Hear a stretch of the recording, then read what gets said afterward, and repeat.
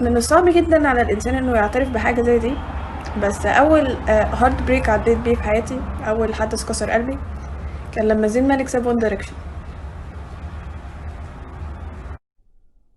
Hi, we're One Direction.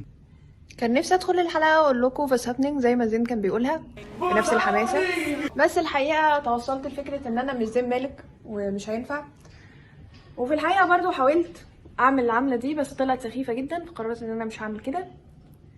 المهم، قصه وان دايركشن، حدوته وان دايركشن.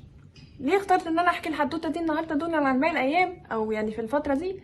لان انا رجعت اتحشرت فيها يا جماعه. انا مش عارفه ايه اللي حصل، انا مش عارفه ايه اللي حصل. انا كشروق كنت داخله بس وات باد، يعني بسترجع ذكريات انا وصاحبتي وبنهزر، وقلت اما اشوف القصه اللي انا كنت كاتباها على النايل وصلت لايه. بس دخلت ببص لقيت ناس لسه بتقراه، يا عيني اتعاطفت معاهم وعجبوني وكده. وبعدين دخلت قريتها معاهم واسترجعت الذكريات وعجبتني بصراحه، فقعدت هناك خلاص. رجعت للفيس بتاعت وان دايركشن مش عارفه اخرج. وهي حاجه يعني مؤلمه جدا، لان هم ما عادوش موجودين، يعني هم مش موجودين وتقريبا مش صحاب وما عادوش بيحبوا بعض، وانا لسه يعني متعلقه بيهم ولسه بعيط عليهم. المهم، خليني ابتدي معاكم الاول. ليه حبيت وان دايركشن وامتى حبيت وان دايركشن؟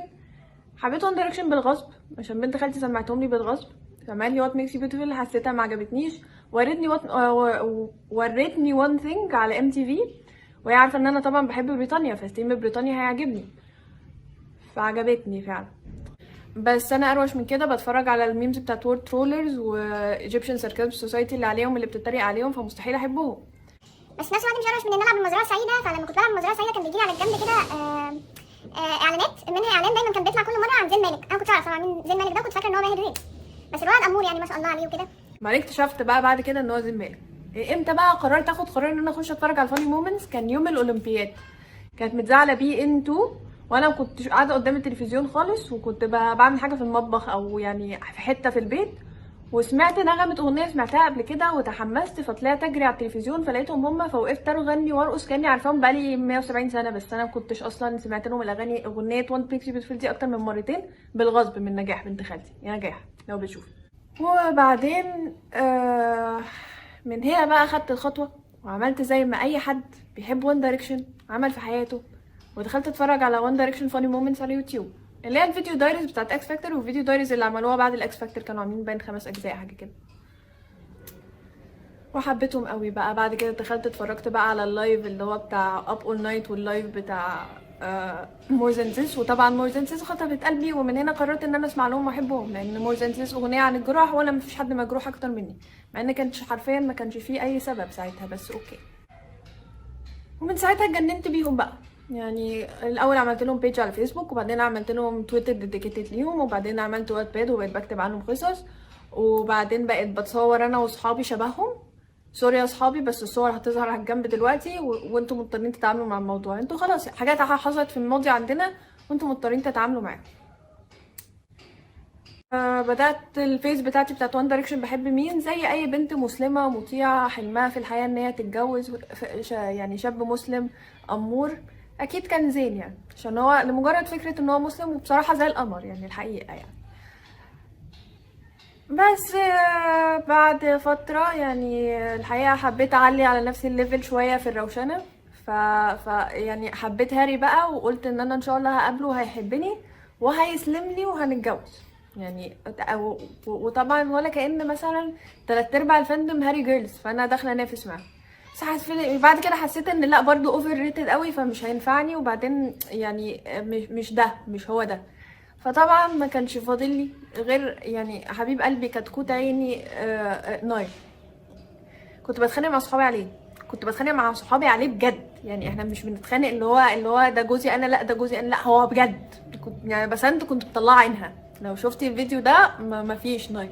ازيك يا شيرين، عامله ايه؟ عشان عارفه ان انت بتتفرجي، يا صاحبتي يا صديقتي يا هاري جيرل.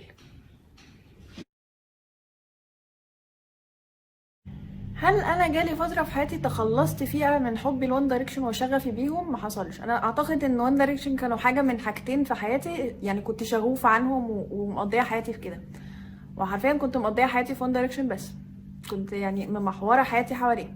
بطلت اتابع اخبارهم لدرجه ان انا من اسبوع كده اكتشفت ان نايل عمل بيرسينج في ودنه وده كان تقريبا حاجه عملها من بقاله 9 شهور وانا ما عنديش فكره، بس بحبهم يعني، بحبهم لدرجه ان دي كانت هديه ندى صاحبتي ليا في عيد ميلادي اللي فات في 2019 وانا عندي 22 سنه وداخله في 23.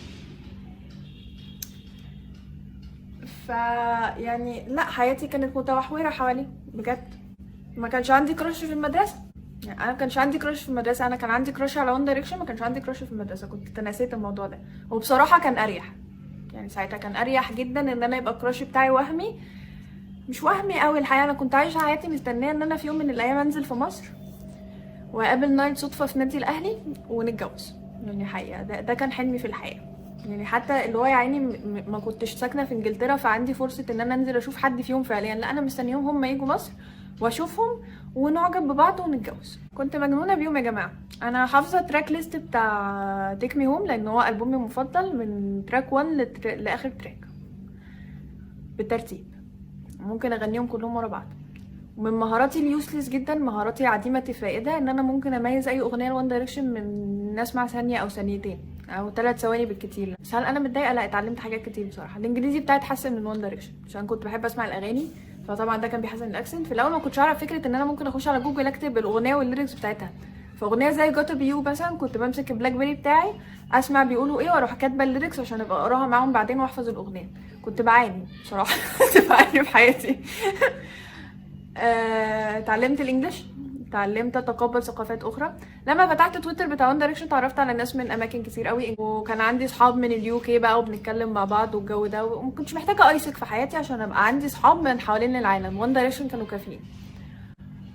وحسنت الانجليش بتاعي كتابيا كمان لان انا كنت بقرا فان فيكشنز وكنت بكتب فان فيكشن.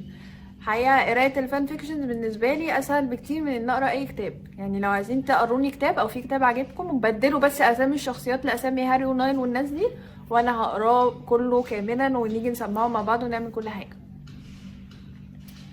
كنت بحبهم قوي بجد، لسه بحبهم قوي بجد. كنت بقى بقعد اجيب لهم بوسترات وبجيب له، واللي هو اللبس بتاعي يبقى متحور عليهم. الحقيقه كان عندي بطيخي الحمد لله، وده ما كنتش جايباه بهدف يعني ان انا ابقى لابسه بنطلون كتان ملون، قد ما كنت جايباه بهدف ان انا احط عليه تيشيرت مخطط وابقى شبه لوي توملينسون في الاغنيه بتاعت وات ميكس يو بيوتيفول. ده كان هدفي من البنطلون الملون الكتان البطيخي. وعندي دي البيني عشان هاري كان ليه صوره لابسها وانا قررت ان انا اعمل زيه والبسها، وكانت روشه جدا روشه جدا. واتعلمت ايه تاني؟ اتعلمت اتقبل برضو ال LGBT كوميونتي من وان دايركشن، اللي هي عشان احنا كان عندنا شيب كده جميله قوي اسمها لاري. انا اي نعم ما كنتش بشيب لاري، انا كنت بشيب زيم يا جماعه، بس يعني كنا متقبلين فكره ان ممكن يعني هم 5 ممبرز ممكن يطلع منهم حد كده وهنحبه unconditionally. وعرفت برضو من وان دايركشن ان الولاد عندهم insecurities، يعني بيتضايقوا من حاجات زي البنات وكده وعندهم مشاعر واحاسيس وكده. فتعلمت من فتره حبي لوان دايركشن اللي لسه ما خلصتش اصلا حاجات كتير قوي، وبتمنى ان هم يرجعوا يعني، ويرجعوا صحاب ويرجعوا يغنوا لنا اغنيتين 3 مع بعض، ولو عملوا ريونيون يعملوه بزين مش من غيره، عشان لو عملوه من غيره انا هقفش بصراحه. مع ان هو بيكسر قلبي كتير يعني. فكوكو من مره ان هو ساحب وان دايركشن وقت ما خطب بيري، دي كانت مصيبه في حد ذاتها، كنت كارهه حياتي. وقت ما جه اخر انيفرسري في يوم 23 يوليو اللي فات وكلهم عملوا له منشن وبتاع وهو ما ردش على حد فيهم، كسر قلبي، جرحني يا جماعه، جرحني بجد، انا اتجرحت من اللي هو عمله. بس بحبه برضه، بحبه، اعمل ايه، بحبه. فاعتقد ان دي قصه وان دايركشن. اعتقد ان هي مش هتعجبني زي اللي سجلتها يوم 23 يوليو اللي فات، بس انا هنزلها عشان احنا لازم نتشارك مع بعض. وبقولوا لي لو عايزيني اعمل مع حد من صحابي تحدي وان دايركشن، يشغلوا لي اغنيه وتشوفوا انا هعرفها في كام ثانيه. نعمل عادي جدا. انا بحب وان دايركشن ومش هبطل احب وان دايركشن، وعندي 23 سنه اهو زي الشحطه ولسه بحبهم ولسه برجع بقرا وبقرا فان فيكشنز بقى وبعمل بعمل حاجات كتير قوي ومش هبطل.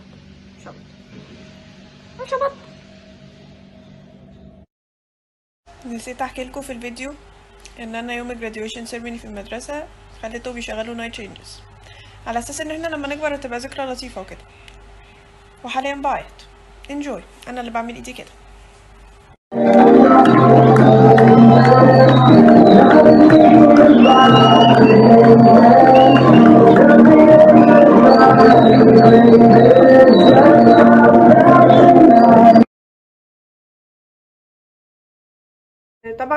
حبيتش وان دايركشن لوحدي، طبعا دايما انا حبيت وان دايركشن لازم احبب باقي الناس كلها معايا. فسلمى صاحبتي مثلا اللي كانت ميتال هيد وكانت بتحب تسمع ميتال دايما، حببتها في اوفر اجين عادي جدا. يعني اتصرفت وخليتها تحب اوفر اجين وتحب فولز جولد وتحب 18 ويبقى الفيفوريت ممبر بتاعها في الباند ليام.